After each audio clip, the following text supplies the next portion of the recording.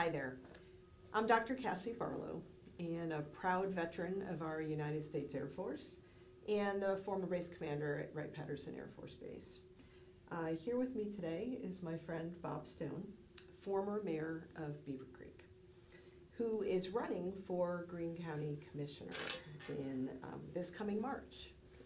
Bob, it's really great to be here with you today. Well, Cassie, it's a privilege for me to be sitting beside you. You have your background is just an amazing read, and so I appreciate you doing this for us today. Thank you. Thank you. And I am curious, as are our listeners, to learn more about your background today. So, looking forward to this conversation. So we're just gonna dive right in, if that's okay with you. That's good. That's good. Awesome. So you have a distinguished military background as a Vietnam veteran and a Bronze Star Award winner. Tell us about how your military experience and your service have shaped your leadership style. Well, I will start off by saying it's a very hard comparison with you, Colonel. But everything you do in life has an impact. And when I joined the Army, I said it's time for me to decide what I want to do with my life. Mm-hmm. And it wasn't too long after that they said, well, we're going to figure it out for you. We're going to send you to Vietnam. But, and I don't want anybody to feel that I had it as bad as the storybooks. I was not out in the jungle and wading in knee-deep muck. But my experiences in Vietnam were such that I was put in positions where I had to use my own common sense. I had to use my own judgment. I had to rely on other people to help you. And you had to build teamwork. And so that all those things all come together, and they make the person you are a better person. And I think that I can say for sure that my 3 years, 3 months in the Army was very important to my development, and has made a difference in the rest of my life. So it's been a great experience for me. Absolutely, and that is typical of many of our veterans, and we are lucky to have you in our community and to have you serving our community for such a long time, and potentially more in the future. Absolutely, and it is a military community. It is. And so we are almost the band of brothers in this region. That it is very heavily populated with veterans and active duty military. Absolutely. Yeah. So we are going to fast forward from Vietnam to 2019. And many in our community remember 2019 like it was yesterday. Mm-hmm. We had a traumatic event, I will say, in 2019 in our community, and that was the tornadoes that came through Beavercreek, Ohio. Your leadership was crucial during that time, and your experience really contributed to helping our community through the tornadoes and the aftermath and the recovery.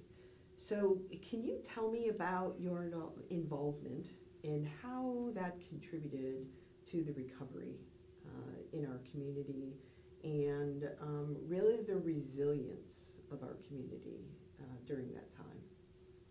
Well, Cassie, the key word there is resilience of the community. It's amazing the number of people that came out of the woodwork to help. But I'm going to back up just a little bit and just, the tornado hit at night on the Memorial Day in 2019. And while a mayor typically has a pretty cushy job for the most part, but there are things that the mayor and only the mayor can do. And one of those is to declare an emergency. And we had issues with power lines down, and we had gas lines broken, and those two don't go together.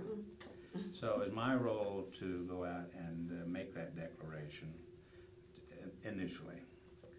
And I did get myself in just a little bit of hot water with my city manager because I decided I had to go drive around and see what the damage was. Well, the next day he proceeded to tell me that was not the brightest thing I ever did. And but anyway, I believe if you're going to do something, you need to know why you're doing it. And so that goes back part of the military training, I think, as well. But the military that training did kick in that night because we had to coordinate the efforts of the police department, the fire department, the road crews to clear the trees, the utility companies. It was an effort that I only played a tiny little part in, but the people around me were brilliant. And that's a key to success too. If you have brilliant people around you, then you're going to look good. But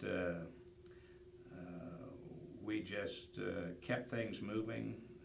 We did not sit back and wait for somebody to come and help us. We did not wait for the feds to come and help us. We appreciated it when they did, but we started from day one. And we did some massive cleanup far in advance of some of the other communities that were also affected by the tornado. And people do ask us today even, how did you act so fast? Well, that's the key, is we did not wait for somebody else to say, this is how I'm going to help you. But the people, I just can't get over the people. And, we're out there and we're helping feed people, we're helping to provide the needs that they may have. We have some people that have to find temporary housing. So it was a combination of so many things, but it really did, at least for that first week, remind me a lot of my service in the Army. And but I couldn't have done it. Nobody could have done it without teamwork. And that's where, again, everything comes back to teamwork and leadership. And I don't know what else to say. If I keep talking about that, I get a little bit emotional because it was an experience that I never expected to have, right, and never want to have again. Right. But it ultimately turned out to be a great experience. Absolutely, and every good team needs a good leader, and that's exactly how you served throughout that time period, that a lot of people were reliant on a leader like you and guiding the way for the team. And a leader is not the doer necessarily. And I enjoy sitting in the background. I enjoy leading from the back. But when it requires hands-on, then it requires hands-on, and that's right, where we go. Right.